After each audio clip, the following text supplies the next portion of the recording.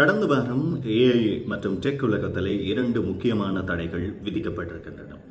முதலாவது தடை ஜூன் மாதம் 9ஆம் தேதி வெளியிடப்பட்டிருக்கக்கூடிய ஆந்த்ரோபிக்கினுடைய 2 மாடல்கள் ஃபபிள் 5 மைத்தோஸ் 5 எனப்படுகின்ற 2 ஏஐ உலகின் மிக சக்தி வாய்ந்த மாடல்கள் என அறியப்பட்டிருக்கக்கூடிய 2 மாடல்களும் ஜூன் மாதம் 12ஆம் தேதி அமெரிக்காவினுடைய வர்த்தக மற்றும் ஏற்றுமதி கட்டுப்பாட்டு சபையினாலே தடை செய்யப்பட்டிருக்கின்றன. இதற்கான காரணம் என்னவென்று அறியப்பட்டிருக்கின்றது என்றால், மித்தோஸ் மற்றும் ஃபேபிள் 5 என்பன அதிக சக்தி வாய்ந்தவை. அவை ஏற்கனவே இருக்கக்கூடிய நிறுவனங்களினுடைய சாஃப்ட்வேர்களுடைய வல்னரபிலிட்டிஸை அறிந்து அவற்றினை சீர் செய்ய உதவக்கூடிய அளவுக்கு கேப்பபிலிட்டிஸ் உடையன என்பதனால் அதனை குறிப்பிட்ட மாடல்களை ஜெயில் பிரேக் செய்வதன் மூலம் உலகத்தினுடைய மிக சக்தி வாய்ந்த மற்றும் பெரிய நிறுவனங்களுடைய தரவுகள் திருட்டு போவதற்கும் அவற்றினுடைய பாதுகாப்புக்கும் அச்சுறுத்தல் இருப்பதாக கருதி கொண்டு இந்த தடை அமுல்படுத்தப்பட்டுள்ளது.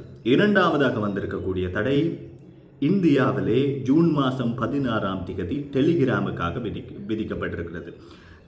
அதற்குரிய காரணமாக சொல்லப்பட்டிருக்கிறது, இந்தியாவிலே மிகப்பெரிய பேசுபொருளாக மாறி இருக்கக்கூடிய நீட் தேர்வு வினாத்தாள்கள் கசிவுக்கு டெலிகிராமில் இருக்கக்கூடிய மெசேஜ் ஒன்றினை அனுப்பிவிட்டு அதனை எடிட் செய்கின்ற ஃபீச்சர் தான் காரணம். அந்த முறைகேடுகளை அந்த ஃபீச்சர் பிழையாக பயன்படுத்தப்பட்டிருக்கின்றது என்பது தெரிய வந்ததனுடைய அடிப்படையிலே இந்தியாவிலே டெலிகிராமுக்கு தற்காலிகமாக தடை விதிக்கப்பட்டிருக்கிறது. ஜூன் மாதம் 16ஆம் தேதி தொடக்கம் 19ஆம் தேதி வரைக்கும் இந்த தடை தற்காலிகமானதாக இருந்தாலும் ட்விட்டர் எனப்படுகின்ற தற்போதைய எக்ஸ் தளத்திலே அவர்களுடைய நிறுவனர் அந்த செய்தியினையும் ஏனையவர்களுடைய செய்தியினை பகிர்ந்து எழுப்பியிருக்கக்கூடிய கேள்வி நியாயமானதாகவும் சில பேர் அதற்கு ஆதரவளித்து வருகிறார்கள்.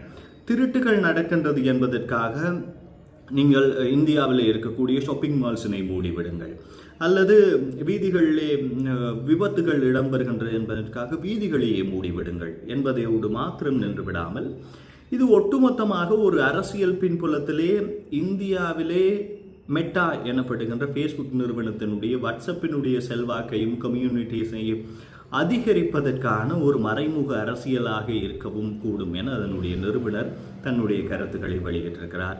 இதுதான் இந்த வாரம் நடந்திருக்கக்கூடிய 2 முக்கியமான தடைகள். இந்த விடயங்களை உடனுக்குடன் அறிந்து கொள்ள ஸ்னிப்ஸ் ஆஃப் கிருவினுடைய ஃபேஸ்புக் தளத்திலே பின்தொடருங்கள். அதே நேரம் காணொலி வாயிலாக அறிந்து கொள்க ஸ்னிப்ஸ் ஆஃப் கிருவினுடைய ஃபேஸ்புக், இன்ஸ்டாகிராம், யூடியூப், டிக்டாக் தளங்களினூடாக இணைந்தீர்கள். நன்றி, வணக்கம்.